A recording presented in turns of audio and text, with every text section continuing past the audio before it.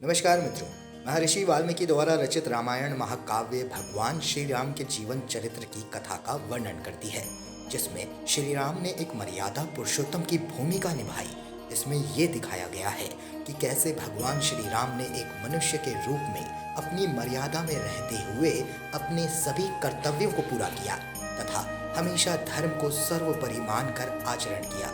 श्री राम ने सर्व समर्थ होते हुए भी बिना अपने मर्यादा भंग किए पृथ्वी पर से असुरों तथा दुष्टों का विनाश किया और धरती को पापियों से मुक्त कर दिया। अर्थात चैनल के माध्यम से हम रामायण से जुड़ी हर एक छोटी बड़ी घटनाओं की एक श्रृंखला पेश करने वाले हैं, तो ऐसे ही हमारे साथ जुड़े रहिए और पौराणिक घटनाओं से जुड़ी रोचक ज्ञानवर्धक बातों को सुनने का लुत्फ उठाते रहिए। चलिए, आज हम रामायण के कुछ ऐसे रहस्य आपको बताने जा रहे हैं जो आपने कभी नहीं सुने होंगे। रामायण के सुंदर श्लोकों को किसी न किसी माध्यम से हम हमेशा सुनते आए हैं, पर क्या आपको पता है कि रामायण में कुल कितने श्लोक हैं?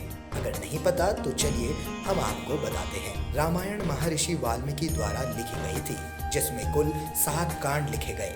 इन 7 कांडों में 5 उपखंड तथा कुल 24,000 श्लोक हैं। आपको ये भी बता दें, रामायण में भगवान विष्णु के राम अवतार के जन्म से लेकर उनके वापस नारायण रूप में लौटने तक की कहानी लिखी गई थी। चलिए, रामायण से जुड़ी दूसरी बात जानते हैं। तो क्या आपको पता है कि राम जी की एक बहन भी थी? रामायण के सभी पात्रों से अलग एक ऐसा पात्र भी था जिसका जिक्र किसी ने शायद ही किया हो, और वह पात्र है राजा दशरथ की एक पुत्री जो कि राम की बड़ी बहन थी। उनका नाम शांता था और उनको राम की माता कौशल्या ने ही जन्म दिया था। और आपको ये भी बता दें, शांता अपने चारों भाइयों से उम्र में काफी बड़ी थी और अपने भाइयों के लालन पालन में वो हमेशा सहभागी बनी रही।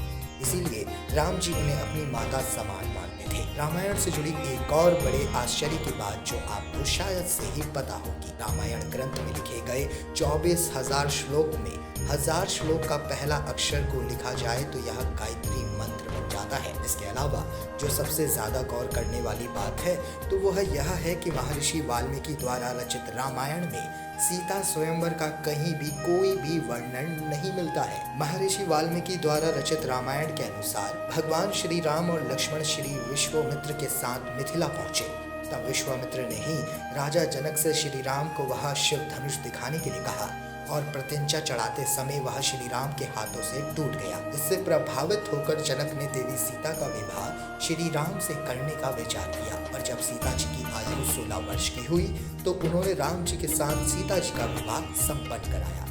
और क्या आपको ये पता है, सीता स्वयंवर में जिस धनुष को उठाने की शर्त रखी गई थी वह महादेव द्वारा निर्मित पिनाक धनुष था। पिनाक धनुष का निर्माण भगवान शिव ने स्वयं किया था। भगवान शिव ने इसी पिनाक धनुष से ताड़कासुर नामक असुर के तीनों पुत्रों को एक ही बाण से नष्ट कर दिया था। चलिए, अब रामायण से जुड़ी सबसे अहम बात आपको यहाँ बताते हैं जो शायद ही आपको पता होगी। रामायण के सभी मुख्य पात्रों के बारे में तो आप जानते ही हैं, लेकिन क्या आपको पता है वो सब किन किन के अवतार हैं? चलिए आपको बताते हैं। रामायण में भगवान विष्णु श्री राम का अवतार लेकर आए थे तथा देवी लक्ष्मी सीता बनकर आई थी। वहीं उनके इस अवतार का साथ देने के लिए शेषनाग लक्ष्मण जी का अवतार लेकर आए थे और भगवान विष्णु का सुंदर चक्र भरत का अवतार लेकर आया था तथा शंख शैल ने शत्रुघ्न का अवतार लिया था। प्यारे मित्रों, आज हमने रामायण के कुछ अनसुने तथ्यों और बातों के बारे में जाना और ऐसी पौराणिक रोचक तथ्यों को जानने के लिए